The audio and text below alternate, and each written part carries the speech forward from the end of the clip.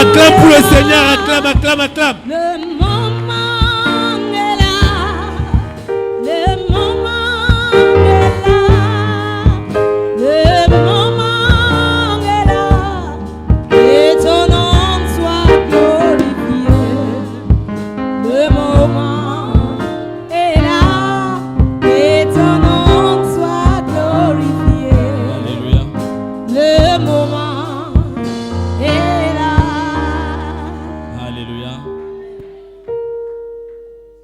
Père, je te rends grâce, Saint-Esprit de Dieu, je salue ta présence.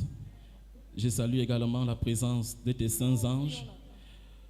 Je bénis ton nom pour le choix que tu as posé sur moi ce soir. Je me plie sous ton onction et je me cache derrière toi, Père éternel, pour que toi tu parles à ton peuple. Que je disparaisse et que toi tu apparaisses. Que je diminue et que toi tu croisses. Merci Seigneur pour cette opportunité que tu me donnes. Et que seul ton nom soit glorifié en cette soirée. Au nom de Jésus, j'ai prié. Quelqu'un dit Amen. Pendant que tu es debout, je voulais qu'on acclame pour un homme qui a donné un sens à ma vie. Je vais parler du général de Dieu, le révérend docteur Jonador Kamdem. Est-ce que tu peux bien applaudir pour cet homme qui a complètement changé ma vie et qui a aussi changé ta vie?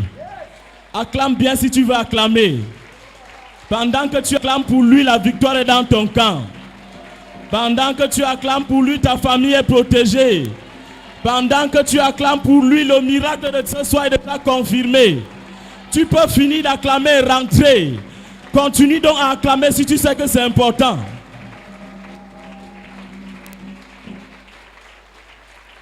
Au nom de Jésus. Pendant qu'encore debout, je veux que tu prennes ta Bible rapidement. Dans le livre de Luc. Luc chapitre 5. Nous allons lire quelques versets. Alléluia. Nous allons lire quelques versets. Luc chapitre 5 à partir du verset 17 jusqu'au verset 26. Ça sera alternatif. Je lis un verset.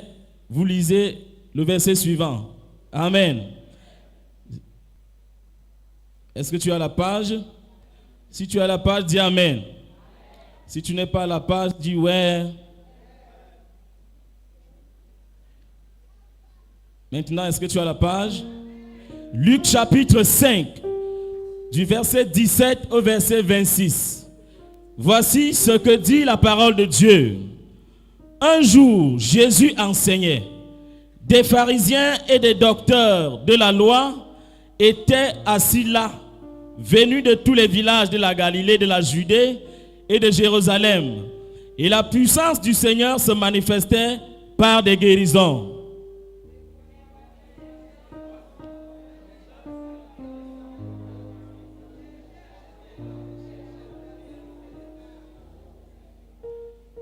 Reprenez-moi ce verset.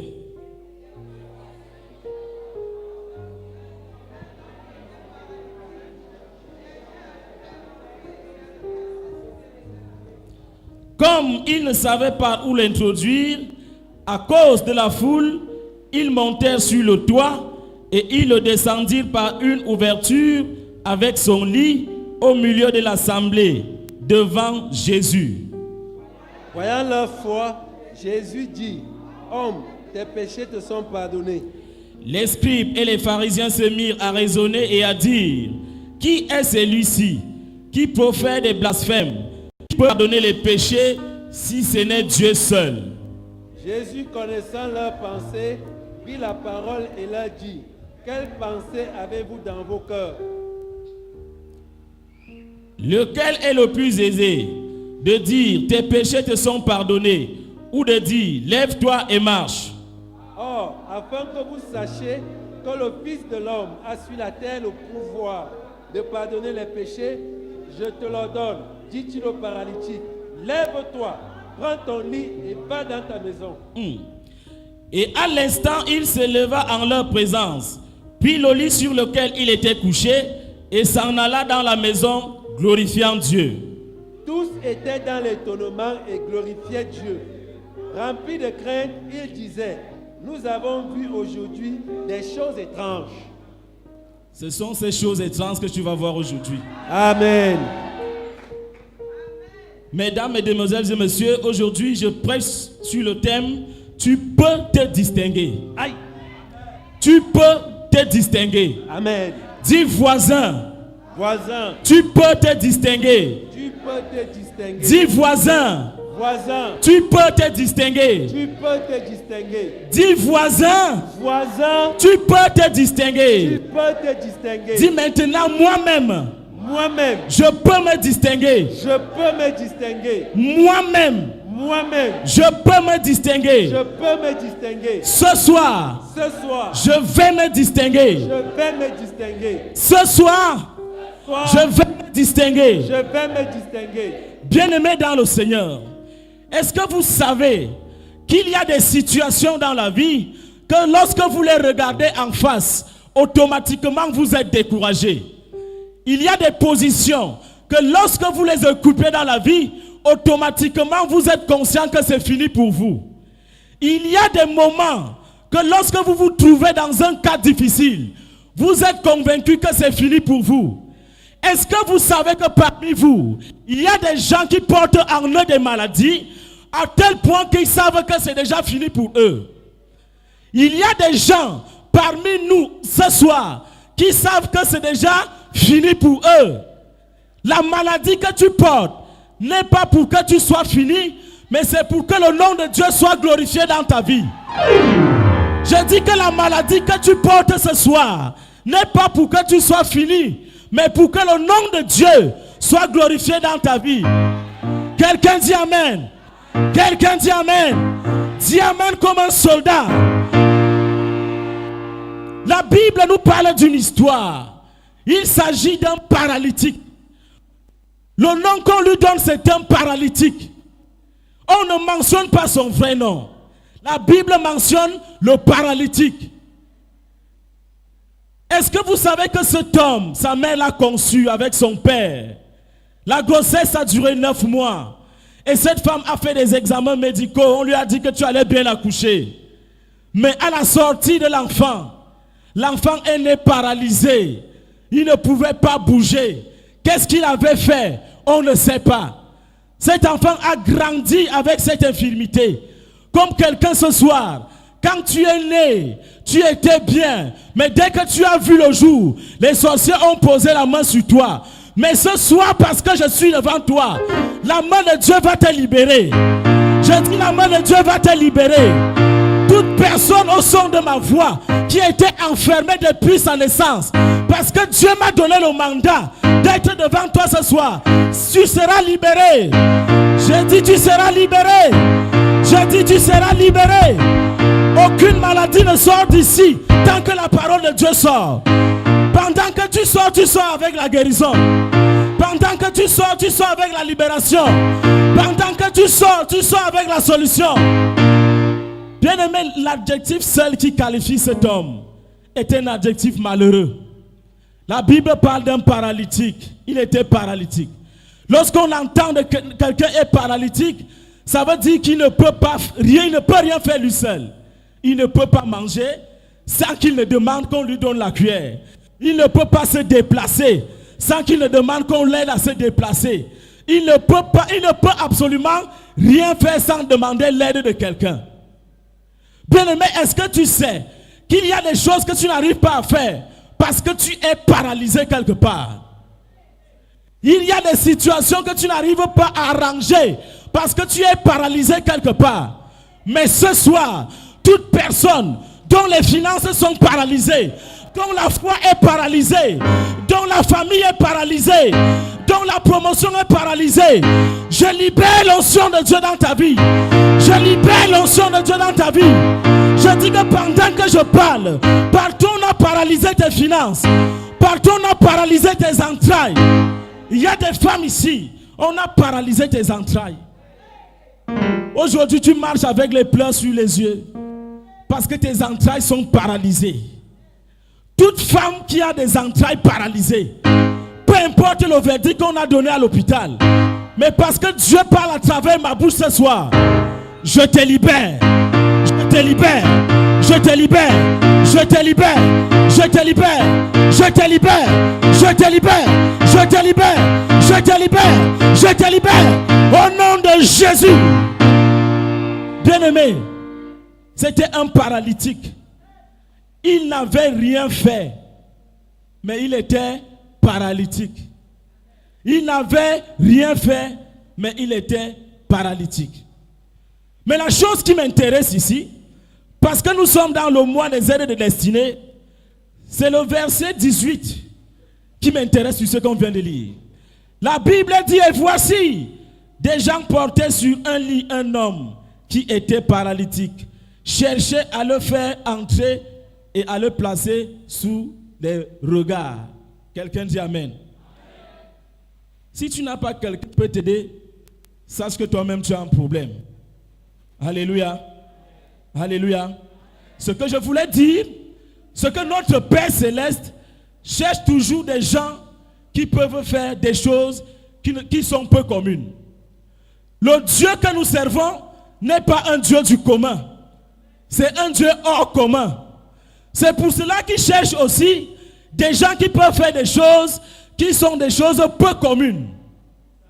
Quelqu'un dit Amen. Je dis notre Dieu est un Dieu qui est un Dieu hors commun. Il cherche aussi des gens qui peuvent poser des actes qui sont des actes hors commun. Notre Dieu est un Dieu extraordinaire.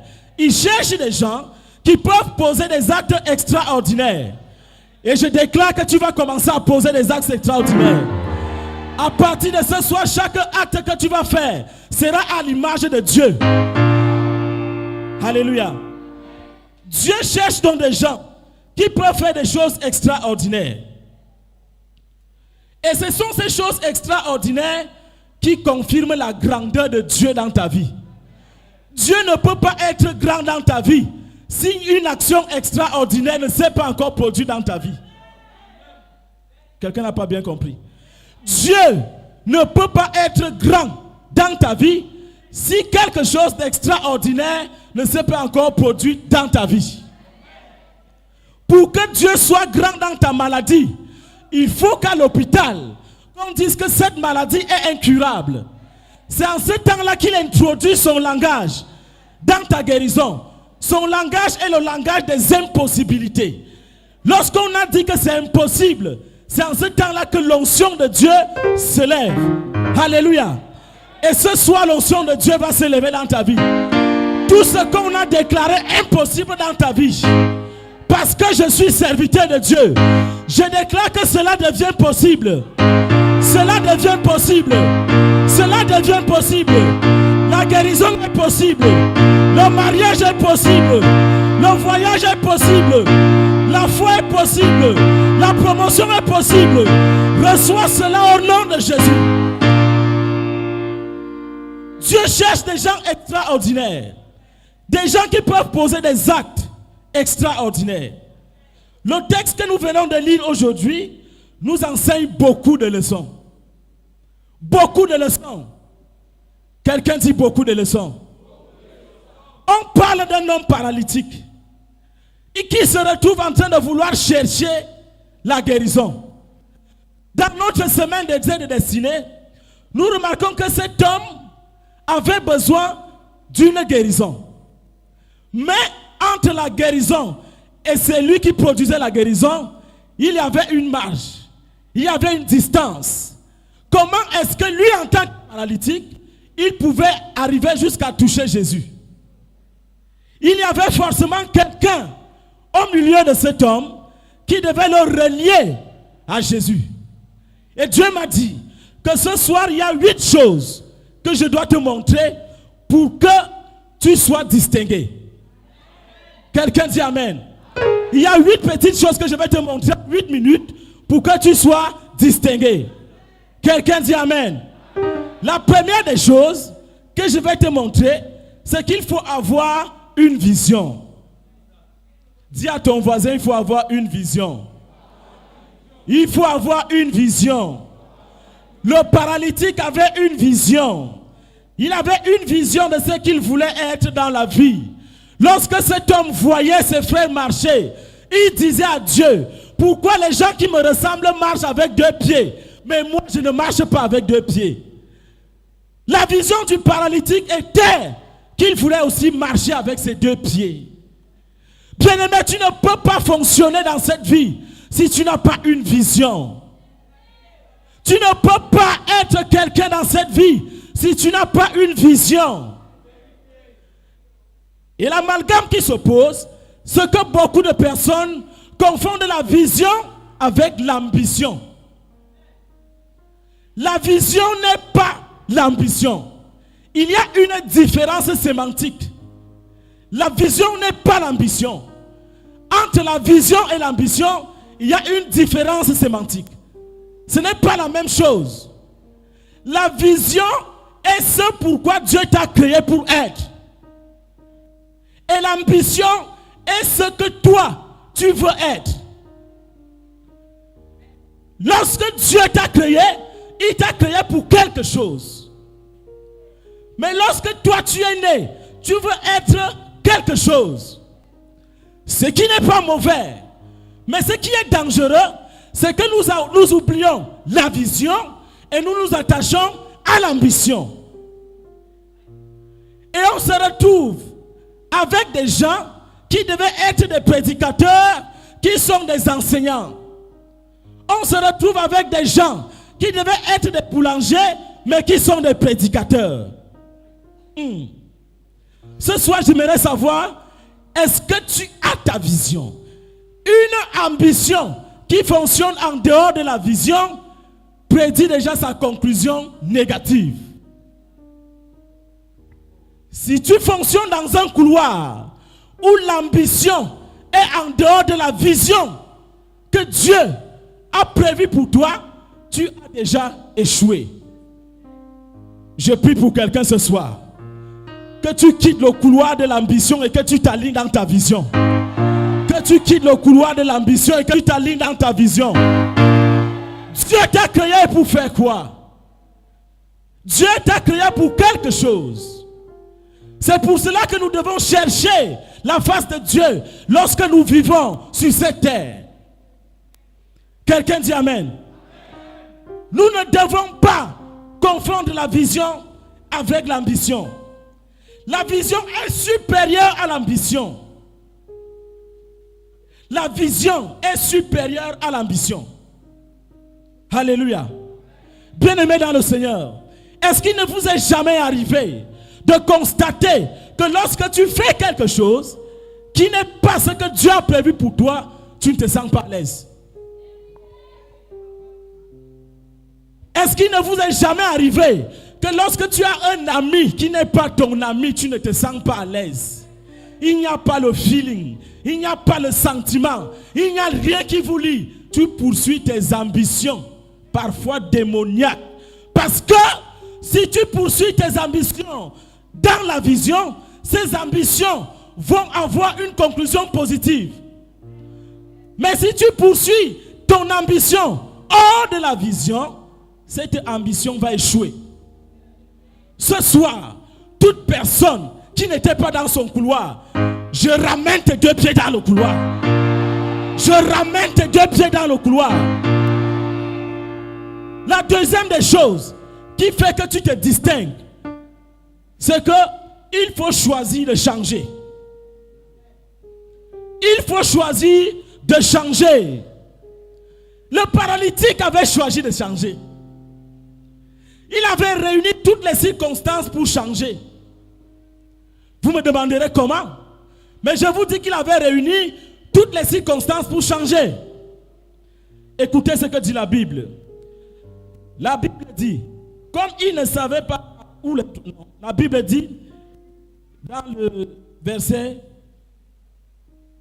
1er, le verset 17 que nous avons lu, un jour Jésus enseignait. Dis à ton frère, Jésus enseignait.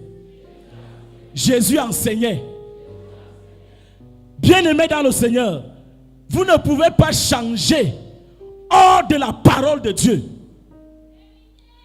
La parole au commencement était la parole. Et la parole était avec Dieu. La parole était Dieu. Lorsque la parole de Dieu est enseignée, il y a 3 catégories de personnes qui arrivent.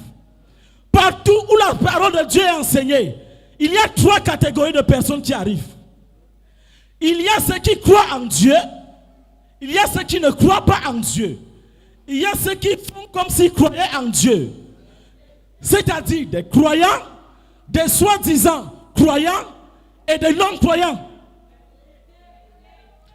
C'est la Bible qui dit, je ne m'adresse pas à vous, je prends la Bible et je vous transpose. La Bible dit, un jour Jésus enseignait, des pharisiens, bon, les pharisiens avaient cru quand? Des pharisiens, les docteurs de la loi étaient assis là, venus de tous les villages de la Galilée et de la Judée. Partout où Jésus enseignait la parole, il y avait ces 3 catégories de personnes. Il y avait les croyants, il y avait les non-croyants, il y avait les soi-disant croyants. Il y a des gens qui viennent dans la présence de Dieu par curiosité. Il y a d'autres qui viennent dans la présence de Dieu pour voir ce qui se passe. Il y a d'autres qui viennent même par peur. Mais ce sont ces gens qui reçoivent le miracle. Si tu fais partie de la catégorie, ce soir tu reçois ton miracle. Ah bon?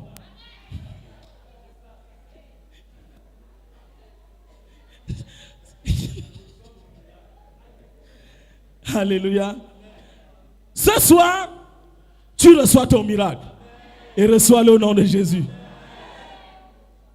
Il faut choisir de changer. Dans le livre de 1 Chronique 4, verset 9 à 10, la Bible nous parle d'un homme appelé Jabet qui avait choisi de devenir différent et il avait obtenu cela. Alléluia. Il avait choisi de devenir différent et il avait obtenu cela. Est-ce qu'il y a quelqu'un pour nous lire le livre de 1 Chronique 4 au verset 9 à 10? Livre de 1 Chronique 4 au verset 9 à 10.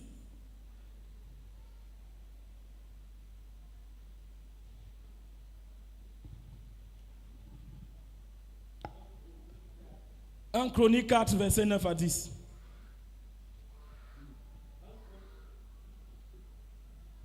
En Chronique 4, du verset 9 à 10. Jabet était plus considéré que ses frères.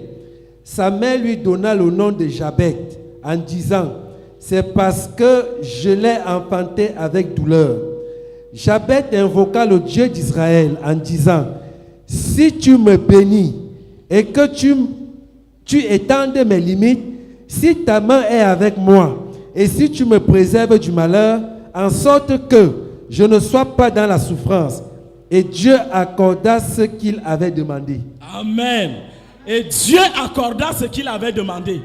Bien-aimé dans le Seigneur, Dieu ne regarde pas à ce que tu désires, mais Dieu regarde à ce que tu exiges. Amen. Dieu regarde à ce que tu exiges. Il ne regarde pas à ce que tu désires. Parce que notre Dieu n'est pas le Dieu des désirs. Il est le Dieu qui fait selon ta foi. Et la foi exige. Alléluia. La foi exige. Donc, Jabet avait exigé que Dieu étende ses limites.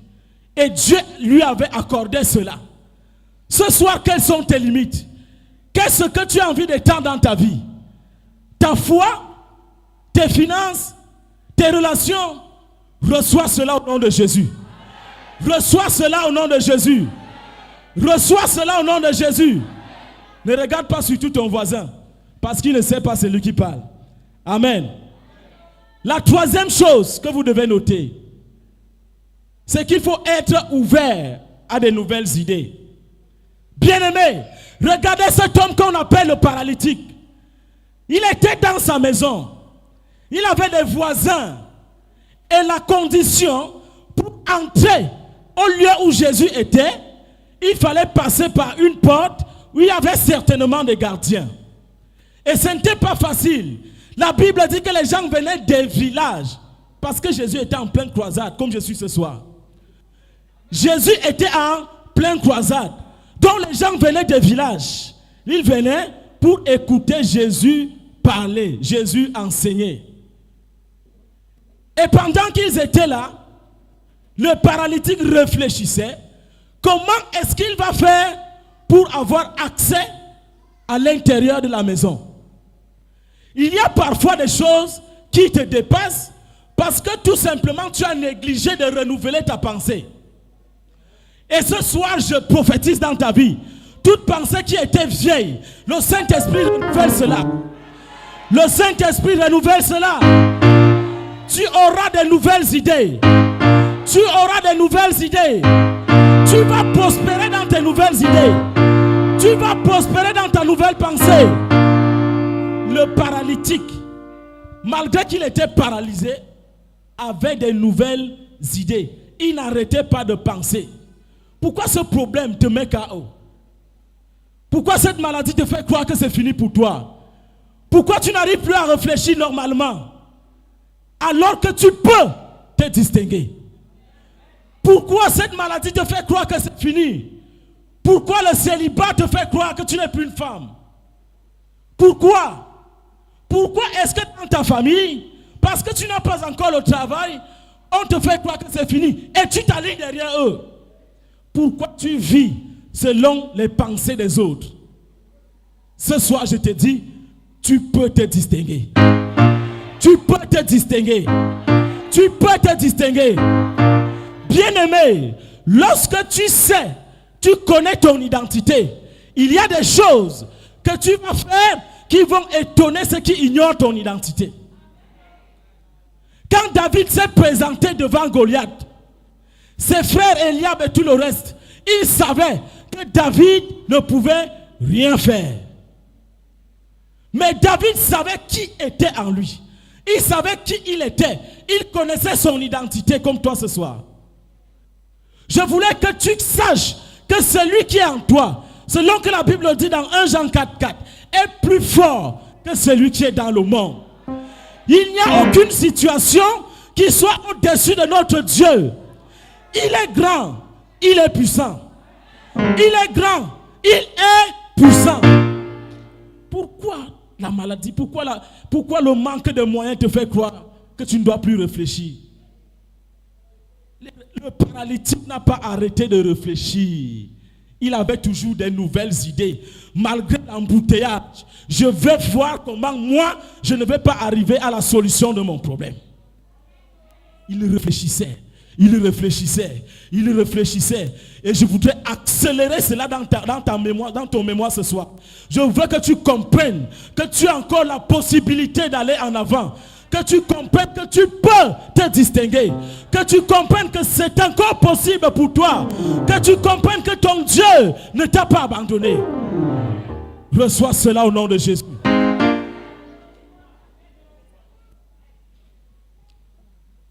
Regardez la suite de l'histoire. Quatrième chose, il faut avoir de bonnes relations. Il faut avoir de bonnes relations. Tu veux te distinguer, il faut avoir de bonnes relations. Lorsqu'on parle des aides de destinée, il n'y a que toi qui peux entretenir l'atmosphère qui appelle les aides de destinée. Tu ne peux pas avoir des aides de destinée si tu n'entretiens pas une atmosphère qui appelle les aides de destinée. Alléluia. Personne ne peut avoir des aides de destinée s'il n'entretient pas l'atmosphère qui appelle les aides de destinée. La Bible dit dans le verset 18 du texte que nous venons de lire, et voici des gens portant sur un lit un homme. Je m'arrête d'abord là. Et voici des gens portant sur un lit un homme. On n'a pas dit et voici un homme portant sur son lit des gens. On a dit et voici des gens portant sur un lit un homme. Quelle est la leçon à tirer? Cet homme était paralytique. Il n'a pas passé son temps à blasphémer. Il n'a pas passé son temps à accuser ses voisins. Il n'a pas passé son temps à accuser son église. Il n'a pas passé son temps à accuser ses parents. Mais il a entretenu des bonnes relations. C'est pourquoi les gens l'ont porté sur un lit. Si avait entretenu des mauvaises relations, on l'aurait dû abandonner. Et il serait en train de couper sur son problème. Bien-aimé, ce soir, je voulais que tu comprennes quelque chose. Que tu saches que si tu veux activer les aides de destinée dans ta vie, il faut entretenir l'atmosphère qui attire les aides de destinée. Personne, je vous dis la vérité, personne ne peut aller en avant s'il n'y a pas quelqu'un qui le tient par la main. Dieu, au commencement, créa l'homme à son image et à sa ressemblance. Parce qu'il savait qu'en dehors de l'homme, il n'avait pas un autre compagnon. Dieu aime la compagnie de l'homme. Alléluia. Dieu ne peut rien faire sans passer par l'homme. Dieu ne peut rien faire sur la terre sans avertir cela à un homme. Mon bien-aimé, tu ne peux pas être béni sans que Dieu utilise un homme. Sors même là, tu trouves 100 000 francs, 10 000 francs au niveau du portail. Ramasse, tu vas dire, Dieu m'a béni. Bien-aimé, c'est sorti dans la poche de quelqu'un et c'est tombé. Dieu ne peut pas. Il ne peut pas passer outre l'homme. L'homme est son compagnon. C'est pour cela, même lorsque l'homme a péché au jardin d'Éden, il a botté à un moment donné, mais lui-même était obligé. La solitude allait le tuer. Il était obligé à un moment donné de s'incarner et de venir mourir pour son compagnon. Est-ce que tu ne trouves pas que être un compagnon de Dieu est un privilège? Pourquoi tu te plains? Tu peux te distinguer. Tu peux te distinguer. Je dis, tu peux te distinguer. Tu peux te distinguer. Tu peux te distinguer. Qu'est-ce qui est impossible à Dieu? Toi qui es fait à l'image et à la ressemblance de Dieu, tu peux te distinguer. Et ce soir, tu vas recevoir l'onction de la distinction. Tu ne sors pas d'ici étant la même personne. Ah, peut-être tu n'es pas confiant. Mais je dis, tu ne sors pas d'ici étant la même personne. Il faut avoir des bonnes relations. Le paralytique avait des bons amis. Il avait gardé des bonnes relations. Cet homme ne pouvait pas marcher, mais ses amis le pouvaient. Bien-aimé, tu ne peux pas entrer chez le directeur, mais ton ami peut entrer chez le directeur. Tu ne peux pas entrer chez le directeur, mais ton ami peut entrer chez le directeur. Est-ce que tu sais que tu ne peux même pas prier, mais ton ami va prier et tu vas recevoir la bénédiction? Ce n'est pas moi qui dis, c'est la Bible qui dit. La Bible dit que lorsque on avait arrêté l'apôtre Pierre, on l'a mis en prison. Il était gardé par 2 gros monsieur et devant il y avait encore 4 gros monsieur cagoulés. Amen. Et on l'avait même enchaîné. La chose que l'apôtre Pierre ne pouvait que faire, c'était de dormir. Il était même fatigué. On l'avait déjà trop flagellé. Mais l'apôtre Paul avait des bonnes relations avec son église. La Bible dit, pendant qu'il était en prison, l'église ne cessait de prier pour lui. Tu peux ne pas prier, mais les autres vont prier pour toi. Mais à condition que tu gardes des bonnes relations. Pourquoi tu gardes tes relations? Pourquoi? Garde des bonnes relations. Garde le bon voisinage. Alléluia. Reçois cette grâce ce soir au nom de Jésus. La Bible dit que lorsque l'apôtre Pierre dormait, l'église ne cessait de prier pour lui. Et ils ont prié. Et la Bible dit qu'un ange est descendu du ciel et a libéré Pierre physiquement. Je dis bien physiquement. Bien-aimé, est-ce que vous savez que l'un des indicateurs qui prouve qu'un homme est béni de Dieu, c'est lorsqu'il reçoit le soutien du ciel. Vous ne pouvez pas proclamer que vous êtes béni de Dieu si vous ne recevez pas le soutien du ciel, la vraie bénédiction se manifeste par le soutien que le ciel t'accorde. Et le soutien que le ciel t'accorde se manifeste par des entités célestes, parmi lesquelles les anges, parmi lesquels les êtres de destinée. Le ciel a des entités qu'il envoie toujours pour que vous soyez soutenus. Et ce sont ces entités-là qui ont libéré l'apôtre Pierre. Si Dieu a libéré l'apôtre Pierre parce que son église priait, toi aussi ce soir tu seras libéré parce que je suis en train de prier devant toi. Reçois cette libération au nom de Jésus. Reçois cette libération au nom de Jésus. Pendant que tu es ici ce soir, toute personne dans ta famille qui est dans une prison satanique, qui croupit sous les peines du diable, qui est attaché au piquet du besoin, il n'arrive pas à manger malgré le travail. Pendant que je prie ici, un ange du ciel le libère. Un ange du ciel le libère. Si tu pouvais ouvrir tes yeux et voir comment il est libéré ce soir. Comment il est libéré ce soir. Recevez cela au nom de Jésus. Qui vous a dit que la bénédiction consiste à rouler dans les grosses voitures? Oui, c'est ça. Mais est-ce que le soutien vient du ciel? La preuve qu'une bénédiction vient du ciel, c'est lorsque tu circules, l'accident va arriver. Mon frère, c'est comme si on t'a seulement porté. Oui, le ciel est en train de te soutenir. Et il te soutient ce soir. Le ciel te soutient ce soir. Le ciel te soutient ce soir. Au nom de Jésus. Quelqu'un dit amen. Quelqu'un dit amen. Frère, ne gâtez pas vos relations. Si cet homme n'avait pas de bonnes relations, oh mon Dieu, il serait mort seul. Mais ce sont ses amis qui l'ont transporté jusqu'à là où il était. Quelqu'un dit amen. La prière que tu vas faire ce soir va libérer ta famille.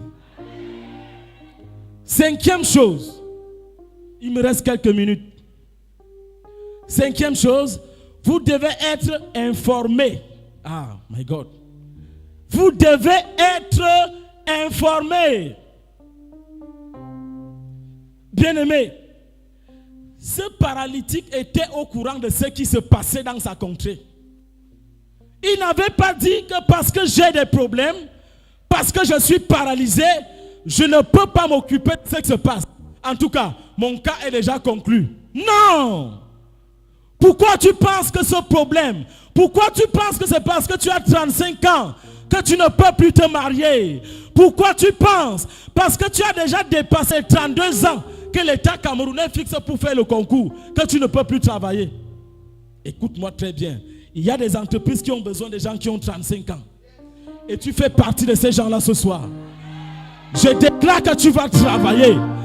Malgré la durée de ton chômage, tu dois travailler. Tu vas travailler au nom de Jésus. Ah! On a dit dans ta famille que c'est fini. Tu as 38 ans. Oh, une femme, elle a déjà les cheveux blancs. Oui, les cheveux blancs sont certainement le signe que quelqu'un cherche pour épouser une femme. Et lorsqu'il verra ça sur toi, il va t'épouser. Il dit qu'il va t'épouser. Reçois cela au nom de Jésus.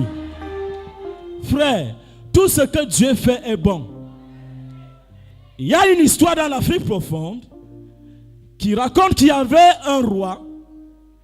Ce roi-là avait un esclave. Et ce roi avait l'habitude, n'est-ce pas, de menacer son esclave. Toute chose que l'esclave faisait, le roi n'était pas content. Mais pourtant un bon serviteur. Mais ce roi, cet esclave avait la crainte de Dieu. Quelqu'un dit amen. Frère, quand tu as la crainte de Dieu, tu es protégé. Je te communique la crainte de Dieu ce soir. Reçois cette crainte au nom de Jésus. Cet esclave avait la crainte de Dieu. Et le roi n'avait pas la crainte de Dieu, comme la plupart des rois africains. Et à chaque fois, quand l'esclave fait ce qui n'est pas bien, le roi le fouette, même en public. Et lorsque l'esclave se relève, il avait sa chanson. Tout est bon, tout est bon, tout est bon. Tout est bon, tout est bon, tout est bon. Il chantait toujours que tout est bon. Tout est bon. Un jour, il y avait une tribu voisine qui était une tribu qui mangeait les humains. C'était des cannibales. Et avant que la tribu n'envahisse la tribu du roi, cet esclave avait commis une faute. En fait, il avait mal nettoyé le fusil du roi. Et quelque chose de négatif s'est passé dans le fusil. Et le roi avait cogné, n'est-ce pas, la tige du fusil sur sa bouche. Et une dent de l'esclave s'était cassée. Et maintenant, lorsque la tribu des cannibales est arrivée, ils mangeaient, c'était des mangeurs de chair humaine. Ils mangeaient, ils suçaient même des os physiquement. Ils étaient inarrêtables. Même l'armée du roi ne pouvait rien. Bien-aimé, ce soir, il y a quelque chose qui va te sauver parce que tu crains Dieu. Et lorsqu'ils sont arrivés, ils ont arrêté toute la tribu. Ils mangeaient des gens devant eux. Et un certain nombre de personnes, on les a mises en prison. Parmi lesquelles, l'esclave avec le roi. Et dans cette tribu de cannibales, il y avait une loi qui disait que si quelqu'un a une dent cassée, on ne la mange pas. Ce soir, il y a quelque chose qui va te sauver. Continue à servir Dieu loyalement. On est arrivé chez l'esclave. On regarde. Une dent cassée. Paf, il commence à fuir. Il les interdit. Il commence à fuir. Lorsqu'on est arrivé chez le roi, vous pouvez imaginer la suite. Et le roi, l'esclave est sorti en chantant. Tout est bon, tout est bon, tout est bon. Ce soir, tu vas sortir en chantant tout est bon. Ce soir, tu vas sortir en chantant tout est bon. Ce que les autres ont cru que c'était un défaut pour toi, Dieu va utiliser ça pour te projeter. Ce que les autres ont pris comme une maladie pour toi, Dieu va utiliser ça pour sa gloire. Tu seras célébré. Tu seras élevé. Tu seras célébré. Tu seras élevé. Au nom de Jésus. Bien-aimé, il faut être informé. Ne fermez pas vos radios parce que vous êtes des chrétiens. Le chrétien, c'est celui qui suit Christ. Et Christ était informé. Si vous fermez la radio de la terre, ouvrez au moins la radio du ciel. Parce que le ciel va vous donner les informations de la terre. Ça fera que quand tu te lèves le matin, tu dis, je vois, il y a quelque chose qui se passe comme ça, je vois, tu commences à... Ne fermez pas toutes les radios, je vous en prie. Il faut être informé. Lorsque vous n'êtes pas informé de votre environnement, il y a beaucoup d'opportunités que vous allez rater. Il y a beaucoup de choses que vous allez rater. Vous cherchez le travail, mais vous ne savez pas où se trouve le ministère de la fonction publique. Vous cherchez le mariage, mais vous êtes incapable de vous mettre sur les rails des principes qui provoquent le mariage. Une femme ne peut pas chercher le mariage si elle ne connaît pas ce que c'est le mariage. Il faut s'informer. Il faut s'informer. Dis ça à ton voisin. Il faut s'informer. Ne restez pas comme les chrétiens au temps de Mathusalem. Ne soyez pas des chrétiens. C'est pour cela que nous avons une catégorie de chrétiens qui ne se maîtrisent pas soi-même. Et finalement, ça nous conduit dans une situation où les chrétiens ne croient plus en eux-mêmes. Le christianisme ne veut pas dire rester enfermé dans sa chambre, parlant en langue, priant parfois ce qu'on ne connaît pas. Il faut s'informer.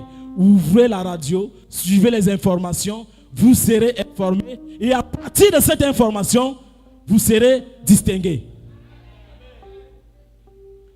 La sixième chose, s'il vous plaît, permettez-moi, vous devez être enseignable. Vous devez être enseignable. La Bible dit que les gens se déplaçaient de la Galilée, de Jérusalem, partout. Ils venaient écouter Jésus enseigner.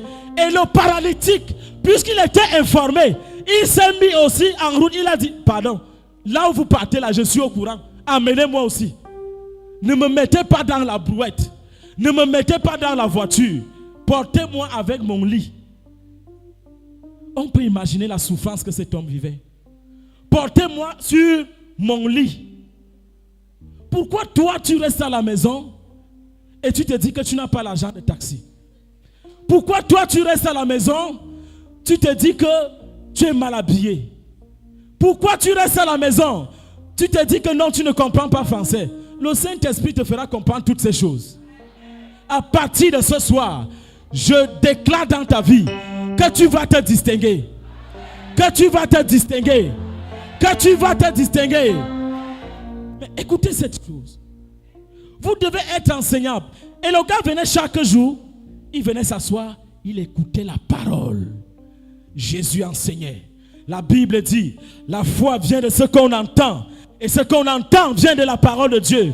Il écoutait les enseignements. Il venait chaque mercredi soir. Il s'asseyait. Il écoutait le général de Dieu qui enseigne la parole. Et pendant qu'il écoutait cela, il y avait des témoignages. Jésus pouvait dire, l'autre jour pendant que j'étais en Judée, j'ai prié pour quelqu'un. Il était paralytique depuis sa naissance. Et il a été guéri. Je déclare que le même Dieu va te guérir aujourd'hui. Le paralytique tend l'oreille dit, hein? Donc ça veut dire que l'affaire, si je peux sortir de là, la foi augmentait. La foi augmentait. Bien aimé, le miracle ne peut être provoqué dans ta vie que si tu es enseignable. Tu dois être enseignable, être capable de recevoir la parole dans ton esprit. Et ça ne se reçoit pas à la maison. Tu viens, tu t'assois, tu écoutes et tu reçois. Et tu reçois ce soir au nom de Jésus. Tu reçois ce soir au nom de Jésus. La septième chose, il faut être déterminé. Cet homme, malgré les foules, il était toujours déterminé. Il était déterminé, n'est-ce pas, à atteindre son objectif. Et la dernière des choses, vous devez vous positionner devant le Seigneur. L'objectif de cet homme, la Bible dit, lorsqu'on l'a transporté, lorsqu'on l'a transporté, on l'a positionné devant Jésus. Lorsqu'ils sont passés par le toit, on l'a positionné devant Jésus. Vous devez vous positionner devant Dieu si vous voulez vous distinguer. C'est lorsque tu es devant Dieu que la distinction s'opère dans ta vie. Dieu est le meilleur aide de destinée que tu peux rencontrer dans ta vie. Et ce soir, parce que tu l'as rencontré, tu vas rentrer étant ravi. Lèvons-nous, nous allons prier.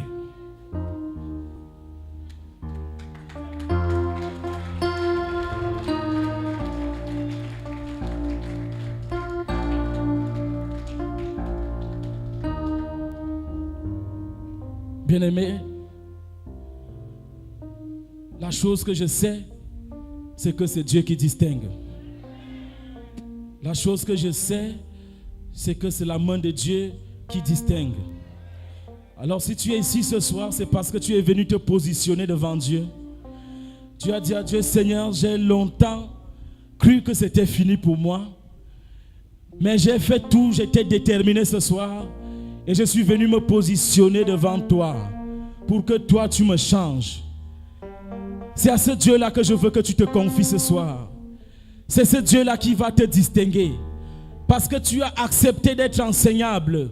Tu as accepté d'écouter sa parole et de recevoir les révélations de son royaume. Ta vie ne peut plus être la même.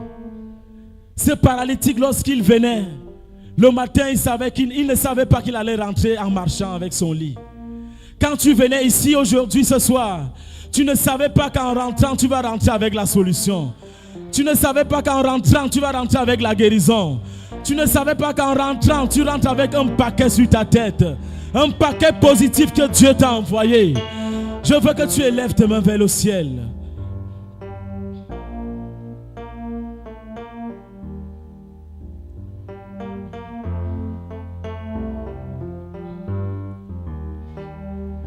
Voici le moment Oh Jesus. que Dieu a choisi pour le bénir. Je veux que tu élèves ton esprit. Voici le moment Que tu commences à répandre ton âme devant Dieu. Dieu a choisi pour le bénir. Parce que tu as longtemps cru que c'était fini pour toi. Tu as longtemps cru que cette situation était la fin de ta vie. Mais Dieu te dit ce soir, mon frère, ma soeur, que tu peux te distinguer. Il n'y a rien qui soit impossible à notre Dieu. Il est assis sur le trône. Il regarde la terre. Il dispense ses bénédictions. Il est le même hier, aujourd'hui, éternellement. Notre Dieu est capable. Je veux que tu commences à murmurer et à élever ta voix, à dire à Dieu, Seigneur, je me remets à toi ce soir. Je me positionne devant toi ce soir pour que toi-même tu me guides, pour que toi-même tu sois mon aide, Seigneur. Et y a-t-il quelque chose qui soit impossible à notre Dieu? Bien-aimé, je crois non. Je crois non. Je crois non. Pourquoi tu te plains? Pourquoi tu crois que c'est fini pour toi? Tu peux te distinguer. Ne regarde pas surtout ton voisin. Peut-être lui il est déjà distingué. Mais toi tu as besoin de la distinction. Positionne-toi devant Dieu. Répands ton âme devant Dieu. Répands ton âme devant Dieu. Répands ton âme devant Dieu. Prie en esprit, bien-aimé. Dis à Dieu, Seigneur, je me remets à toi. Mon Dieu, je m'abandonne à toi. Seigneur, je m'abandonne à toi ce soir. Oh mon Dieu.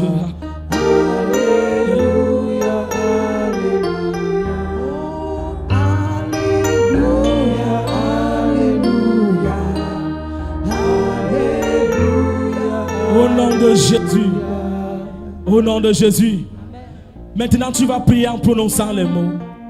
Tu vas élever tes mains vers le ciel. Tu vas dire, oh Dieu. Dis ça plus fort, oh Dieu. Oh Dieu. Oh Dieu.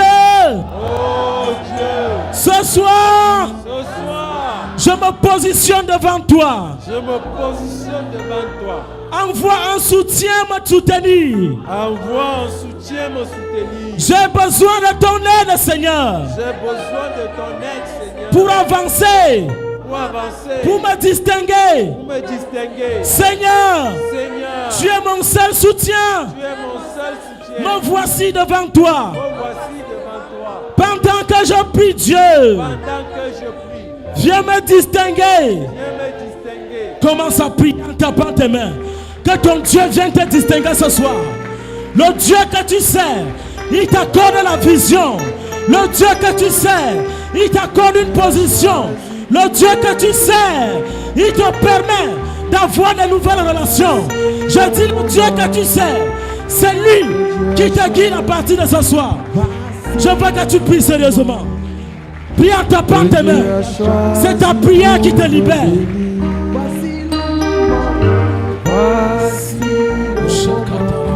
Je veux que tu pries.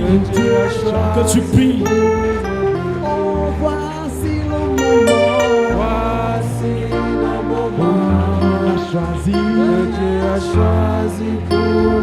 Tu as encore 1 minute pour prier.